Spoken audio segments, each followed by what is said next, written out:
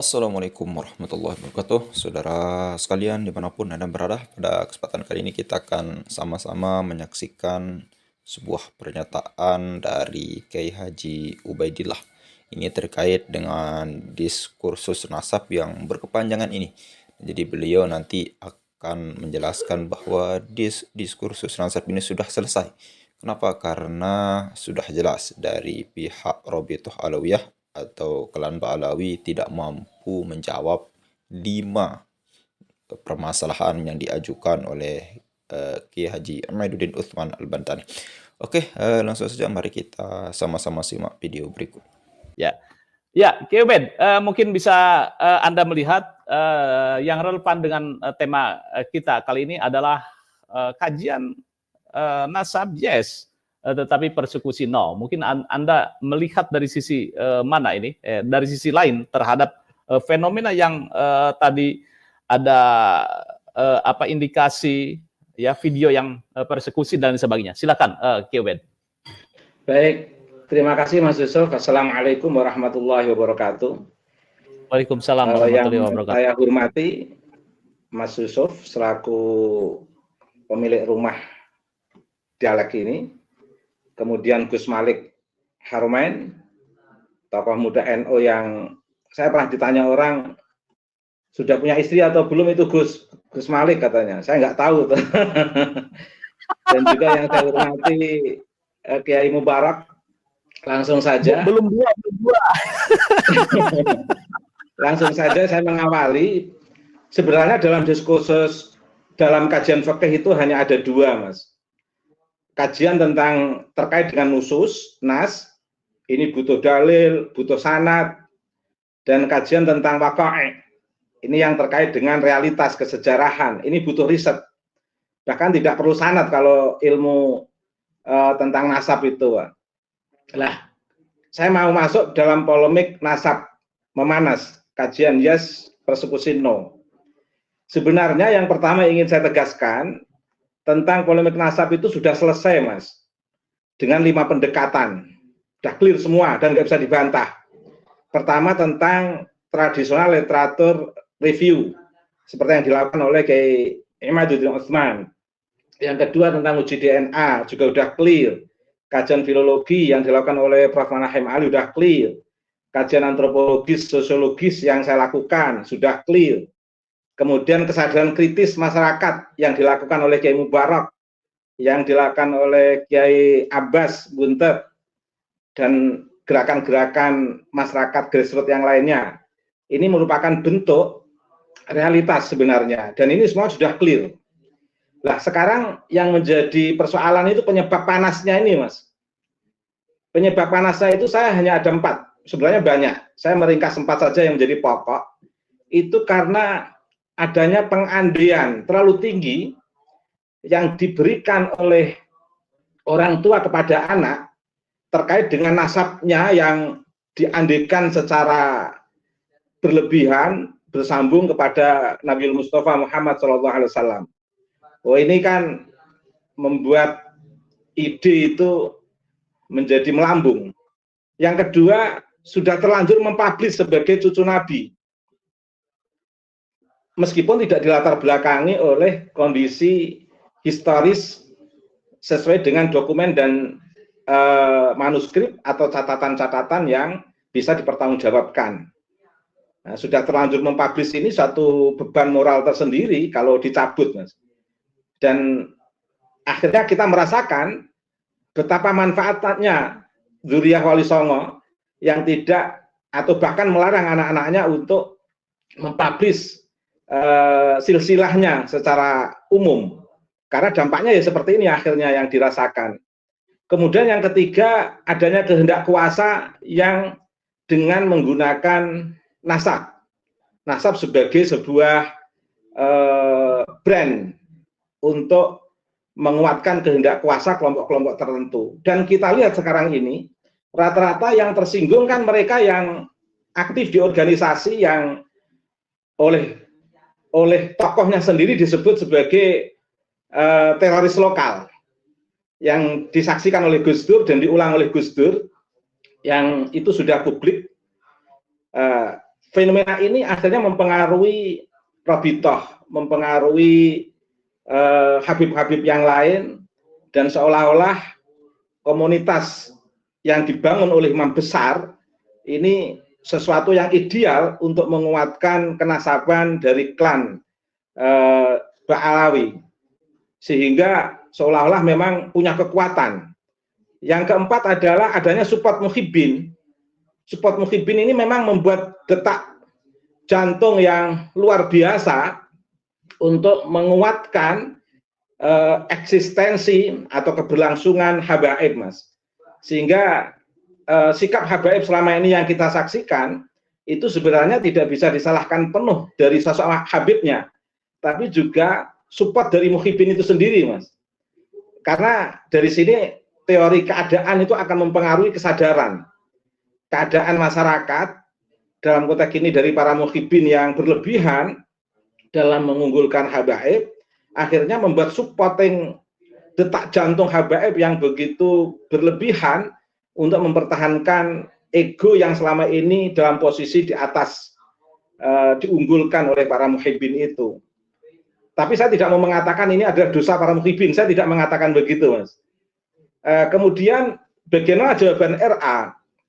Sebenarnya Robitoh sudah menjawab, tetapi jawabannya tidak sesuai dengan 5 pendekatan yang menurut saya sudah betul-betul memutus sebuah simpulan bahwa habaib tidak tersambung nasabnya ila Nabi Mustafa Muhammad SAW. Nah, yang pertama, jawaban Robitoh itu seperti apa? Bukan jawaban yang terkait dengan tesis dan 5 pendekatan yang saya sebutkan tadi. Selama ini saya mengatakan Robitoh sudah menjawab. Jawaban Robitoh yang pertama dengan memainkan muhibbin dan mencari titik lemah orang-orang yang simpati kepada Kiai Imad atau tim Hore. Padahal sebenarnya orang-orang yang simpati kepada Kiai Imad itu kan sebagai sebuah hak simpatik individu kepada tokoh besar Kiai Imad yang memiliki satu temuan dengan didukung DNA, biologi, antropologi, sosiologi, dan kesadaran masyarakat itu. Nah, para habaib ini mencari titik-titik lemah para pendukung-pendukung atau orang-orang yang simpati pada Kiai Imad. Nah, jadi selain bermain dan main-main dengan para muhibbin, juga memainkan orang-orang yang simpati pada Kiai Imad sebagai sebuah jawaban untuk melemahkan Kiai Imad. Ini sebenarnya sebagai jawaban yang tidak fair. Jawaban dari para habaib yang tidak fair terkait dengan tesis Kiai Imad. Joka sambung, tidak sambung gitu. Yang kedua, jawaban Robitoh adalah tampil secara emosional. Seolah-olah mereka itu benar. Dengan emosinya itu untuk menutupi kekurangan, bahkan dengan kesombongan itu untuk menutupi kekurangan. Yang ketiga, Robitoh itu sebenarnya sudah menjawab. Lagi-lagi jawabannya tidak menyasar, tidak sesuai dengan pengajuan permasalahan-permasalahan yang diajukan oleh Kiai Imad, dan tidak relevan dengan tes DNA, dan tidak relevan dengan kajian filologi, antropologi, dan sosiologi. Jawaban RA yang ketiga adalah meminjam profil ulama Islam Nusantara telah mengakui habaib.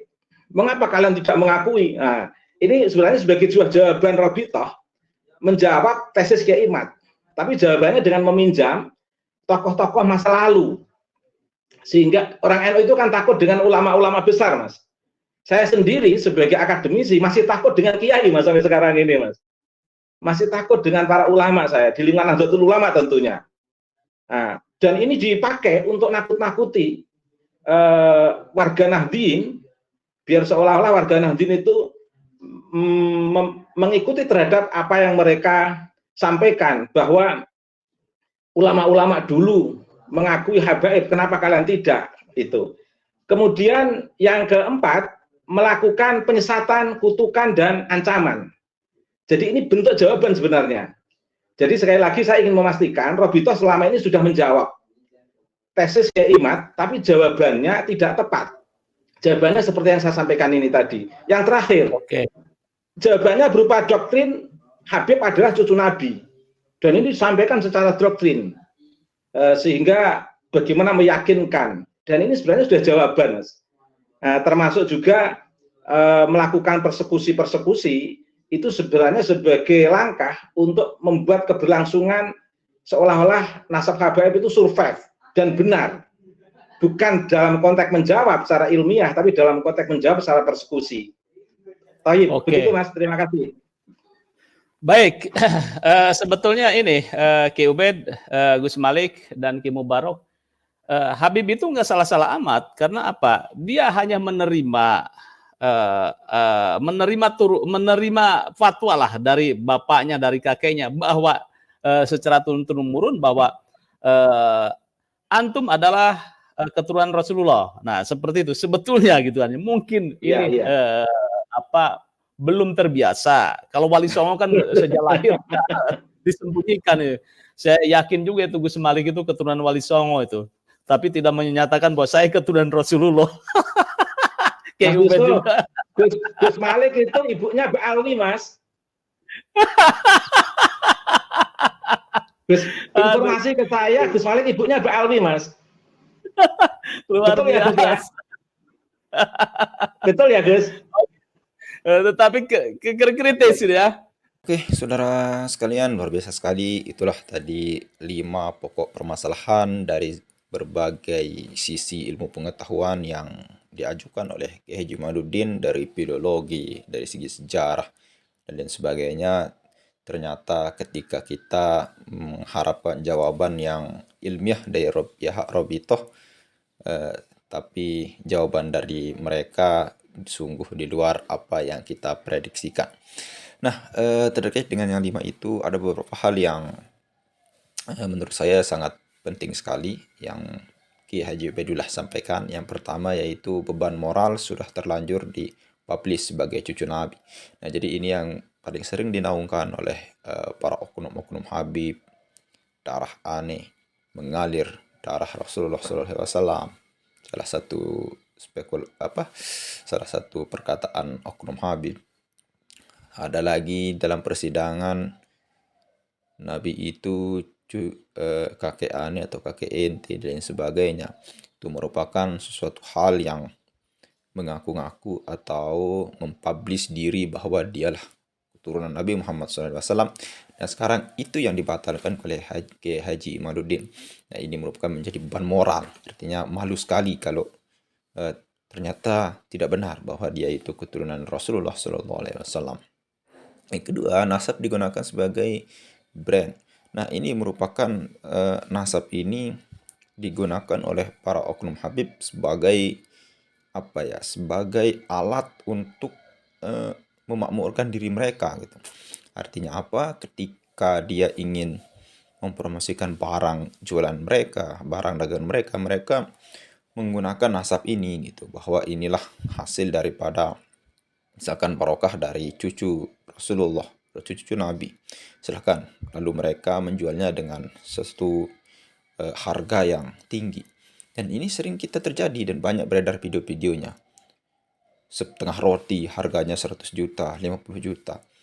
Kan ini bisa kita bilang suatu pembodohan gitu, dengan alasan bahwa ini sudah disentuh, ini sudah dicicipi oleh cucu Nabi yang sekarang dibatalkan oleh Haji Imaduddin. Kan itu seperti tadi menjadi beban moral. Lalu kemudian support muhibbin yang sebagai jantung keberuntungan keberadaan habaib ini. Nah, ini yang menjadi senjata utama sebagai jantungnya kalau menurut saya. Keberadaan para muhibbin yang mencintai daripada habaib ini. Lalu kemudian dengan fanatisme buta para muhibbin ini, ya seperti yang kita lihat, Syekh Qori diusir, dipersekusi di Jember, lalu kemudian pergi ke Malang, di sana lagi dipersekusi dan lain sebagainya, lalu kemudian terakhir menetap di kantor polisi kalau tidak salah di Malang. Ketika diajak diskusi, muhibbin ini tidak mau gitu, karena mereka tahu bahwa ilmu Tengku Qori muda ini tidak sebanding dengan mereka gitu. Kita lihat di video, tidak salah di banyak beredar video, salah satunya ditayangkan di Pada Suka TV, jelas bahwa Tengku Kori jangan seperti ini, kata beliau. Lalu kemudian mari kita diskusi baik-baik. Ya jelas, ketua yang datang ke salah satu di Jember itu kan salah satu ketua daripada Mahibinnya yang mendatangi Syekh Kori, mempersekusi Syekh Kori, tidak mau gitu. Artinya apa? Dia tahu diri gitu, bahwa ilmu Tengku Kori itu terlalu tinggi untuk mereka gitu. Ya seperti itu. Salah satu caranya yaitu ya mengusir gitu. Nah ini merupakan suatu hal yang bisa kita bilang juga melanggar hak daripada orang lain gitu. Sebenarnya provokasi yang mana gitu? Ketika kita melihat orang bertamu lalu kemudian dia membuat onar, nah itu baru provokasi, tidak membuat acara dan sebagainya. Kali ini kan kalau kita lihat beliau Tengku Kori muda ini hanya diskusi kecil-kecilan di rumahnya tuan rumah. Kemudian datang orang berbondong-bondong untuk mempersekusi beliau. Nah, ini suatu hal yang tidak etis dilakukan. Itu masih banyak cara-cara yang baik. Dan kemudian yang selanjutnya, yang terakhir, melakukan ancaman yang tidak percaya kehabiban. Nah, ini salah satu jawaban yang menohok sekali gitu untuk kita ya banyak sekali gitu. Tidak perlu kita susah-susah mencari. Bahkan sekarang ada pendatang baru, tidak salah namanya Habib Mudor yang ditertawakan oleh Kiai Haji Madudin. Salah satu kitab yang disodorkan kepada Kiai Haji Madudin, katanya itu abad ke-4 kitab. Tapi ternyata beliau Habib Mudor kurang teliti dalam membaca kitab. Beliau tidak sadar bahwa kitab yang diajukan ke Haji Madudin itu ada di sana kata pengantarnya, bahwa kitab itu memang asalnya itu cuman 5 lembar dan diperbanyak pada abad ke-12.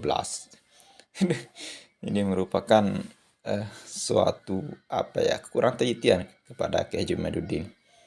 Ya memang benar, itu merupakan suatu arogansi yang tidak boleh kita lakukan, apalagi ketika ceramah mengumpat orang lain, apalagi mengatakan orang lain itu dajjal dan sebagainya gitu. Padahal kita sama-sama manusia. Ingat, suatu ilmu pengetahuan itu selama tidak ada yang membantahnya, atau satu teori itu selama tidak ada yang membantahnya, maka dia akan tetap menjadi kebenaran. Sekarang kita tahu dari pihak Robito, lalu kemudian kelan-kelan Balawi yang mengatasnamakan dirinya itu hebat dan sebagainya, sampai sekarang tidak ada gitu. Tidak ada yang jawabannya itu ilmiah untuk menjawab pertanyaan, apalagi 12 pertanyaan Kiai Haji Madudin. 5-6 pertanyaan aja tidak bisa dijawab. Ya mungkin hanya itu saja yang bisa kita sampaikan. Sekian, Assalamualaikum warahmatullahi wabarakatuh.